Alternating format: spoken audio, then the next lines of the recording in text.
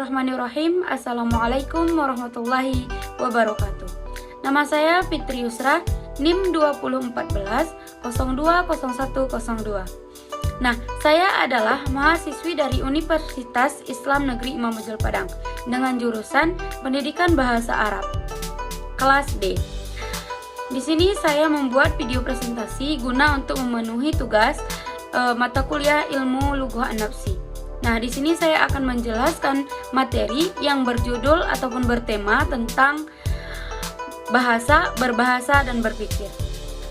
Nah, teman-teman, di sini saya akan menjelaskan apa itu pengertian bahasa.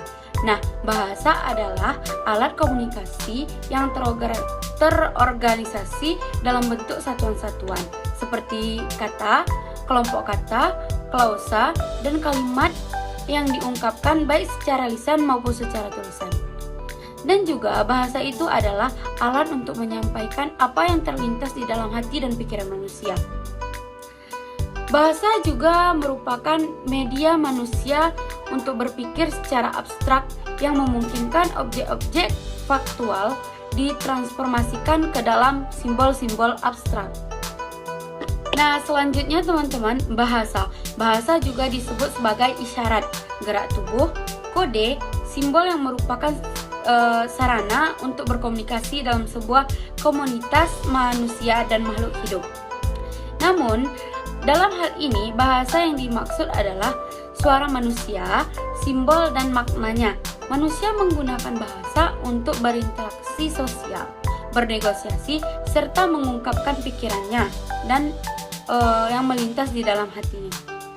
Baik, selanjutnya yaitu tentang karakteristik bahasa. Nah, teman-teman, bahasa juga memiliki karakteristik, di antaranya yaitu bahasa adalah sistem, terdiri dari sistem bunyi, sistem morfologi, dan sistem sintaksis. Selanjutnya, bahasa adalah bunyi. Nah, yang ketiga, bahasa itu mengandung makna.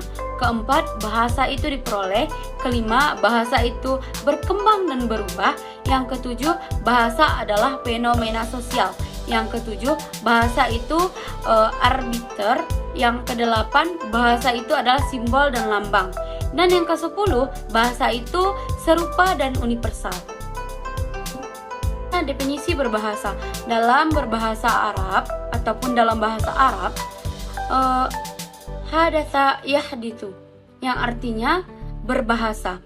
Kata tersebut adalah kata dasar dan kemudian berkembang di dalam ilmu sorof yang menjadi kata yang mana artinya yaitu berbincang-bincang.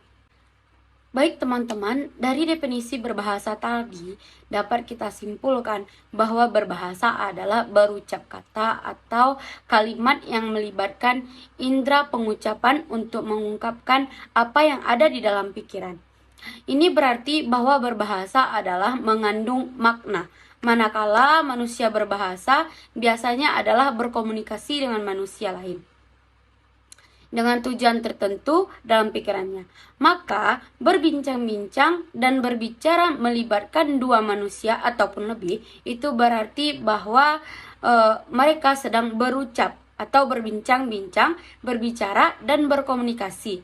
Dan ini tersebut adalah merupakan jenjang manusia dalam berbahasa.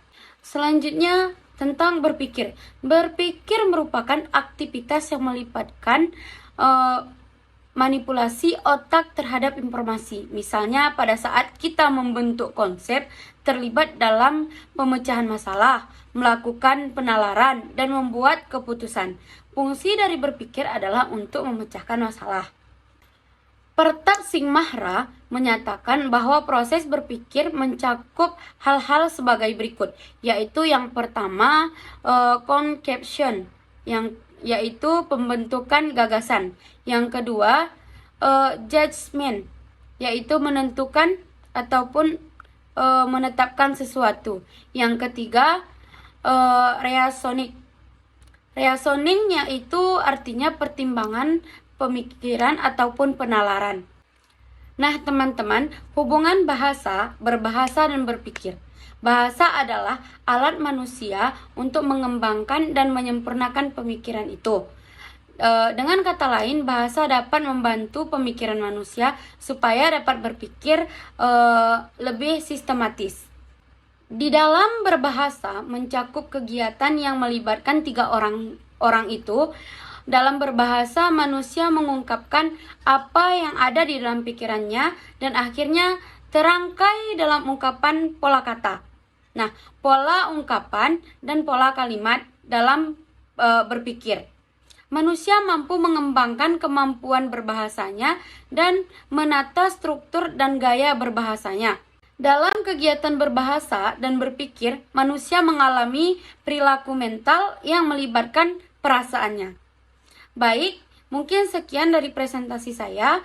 Mohon maaf bila ada kesalahan dan kekurangan di dalam presentasi saya. Lebih dan kurang, saya tutup dengan wassalamualaikum warahmatullahi wabarakatuh. Syukran.